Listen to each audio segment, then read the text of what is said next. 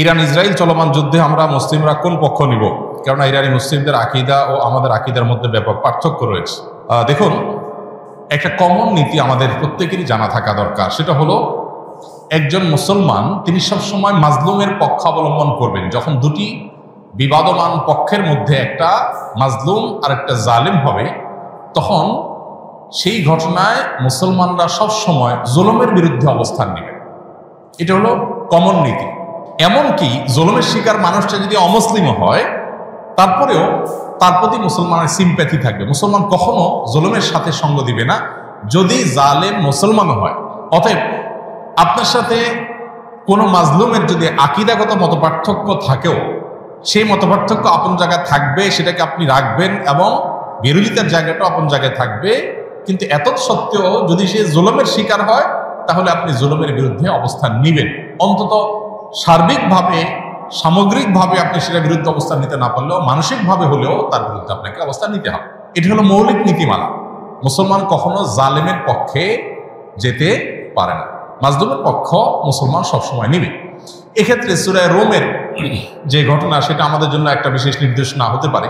সূরা রোমের শুরুতেই আল্লাহ তাআলা যে বলেছেন আলিফ লাম মিম গুলিবাতির রোম, এখানে আমরা দেখেছি যে রোমানদের সাথে, তখন পারস্যের অগ্নিপূজকদের সাথে যে যুদ্ধ হয়েছে, সেই যুদ্ধে মক্কার মুশরিকরা পারস্যদের আর মক্কার মুসলমানেরা সাহাবায়ে কেরাম তারা রোমানদের সমর্থন করেছেন। কেন? কারণ রোমানদের সাথে আকীদাগত মতপার্থক্য থাকা সত্ত্বেও তারা আসমানি ধর্মে বিশ্বাসী, মুসলমানরা আসমানি ধর্মে বিশ্বাসী। এই জায়গাতে মিল আছে, এই যে ঐক্যের একটা যোগসূত্র আছে, সেটার ভিত্তিতে তাদের প্রতি সমর্থন ছিল। আর পারস্যের তারা মুশরিক ছিল, ঐক্যের যোগসূত্র ছিল না সে অর্থে, এই জন্য তাদের বিরুদ্ধে ছিল।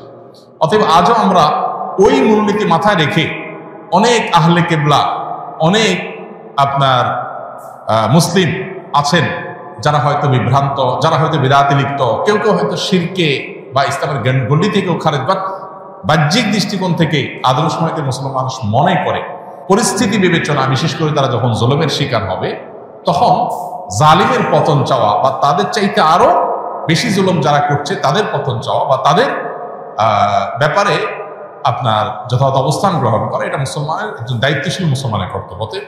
সেই স্ট্যান্ড বা সেই অবস্থানটা আমাদের এক্ষেত্রে হতে পারে। এছাড়া এটা তো ঠিক যে সিরিয়া যুদ্ধে ইরাকে বহু সুন্নিকে তারা হত্যা করেছে, নির্মমভাবে হাজার হাজার লক্ষ লক্ষ সুন্নিকে তারা হত্যা করেছে। মূলত পৃথিবীতে মানুষের পাপের কৃতকর্মের প্রায়শ্চিত্ত মানুষকে করতে হয়। বিশেষ করে জুলুম যদি করে কেউ, তাহলে জীবদ্দশাতেই তার প্রায়শ্চিত্ত করতে হয়, আখিরাতে তো আছেই। তো এই জন্য জুলুম থেকে আমরা সবসময় নিজেদেরকে বাঁচিয়ে রাখবো। কোনো যুক্তিতেই আমরা জুলুম করব না। এমনকি যুদ্ধক্ষেত্রেও নবী সাল্লাল্লাহু আলাইহি ওয়াসাল্লাম আমাদেরকে জুলুম করার পারমিশন দেন নাই। অমুসলিমের সাথে আল্লাহ তাআলা জুলুম করার পারমিশন আমাদেরকে দেন নাই।